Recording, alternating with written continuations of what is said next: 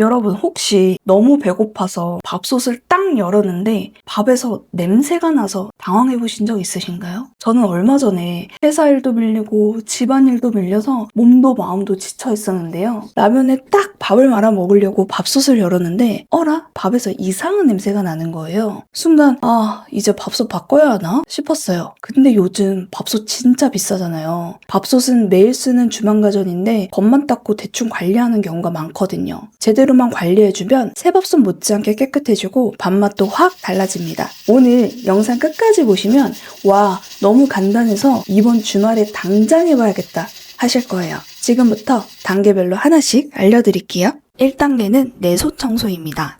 내솥 청소 방법은 총 3가지로 알려드리려고 해요. 첫 번째로는 베이킹소다를 이용해서 청소하는 방법인데요. 내솥에 물을 눈금 2까지 채우고 식용 베이킹소다 1스푼에서 2스푼을 넣습니다. 꼭 식용을 쓰셔야 해요. 시중에는 청소용 베이킹소다도 있는데 밥솥은 음식이 닿는 곳이라 식용과 청소용 겸용으로 가능한 베이킹소다를 사용해 주시는 게 좋습니다. 두 번째 방법은 식초로 사용하는 방법인데요. 내솥에 물을 동일하게 눈급 위까지 채우시고 식초 1스푼을 넣어주세요. 살균 효과가 좋아서 냄새 제거에도 효과적이에요. 다만 식초 냄새가 싫으신 분들은 베이킹소다나 이 다음 방법으로 청소해 보시는 것도 좋습니다.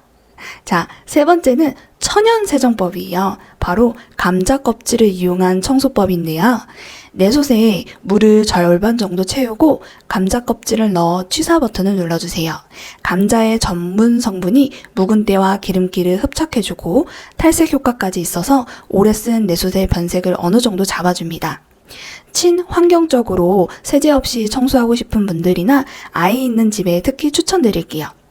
근데 여러분, 물은 꼭 넉넉히 넣으셔야 해요.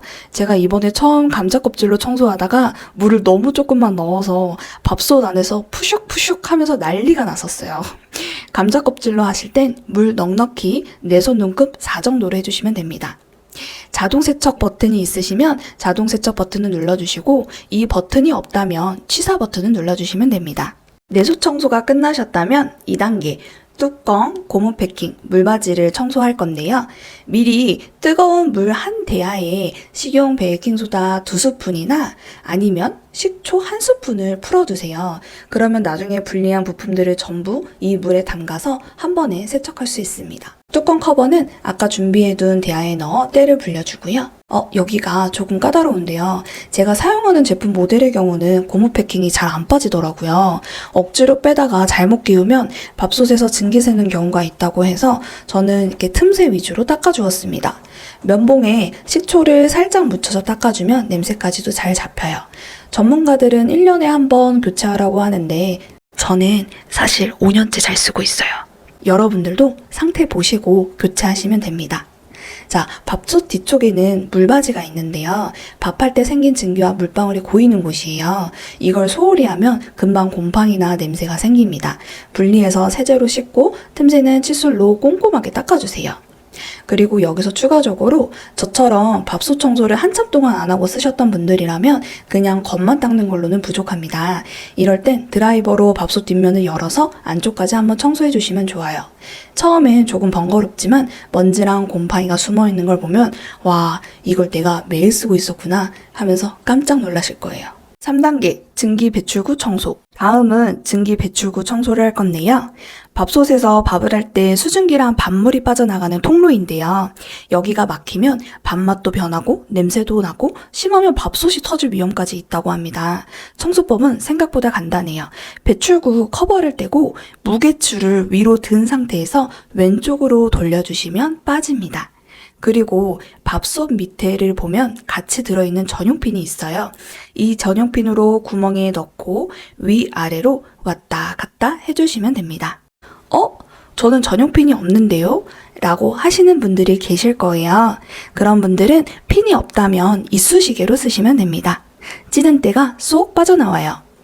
그 주변은 아까 알려드린 방법과 동일하게 면봉에 물티슈를 감아서 따뜻한 물이나 식초물을 살짝 묻혀서 닦아주시면 더 깔끔해집니다. 특히 요즘 밥솥으로 찜 요리 많이들 하시잖아요.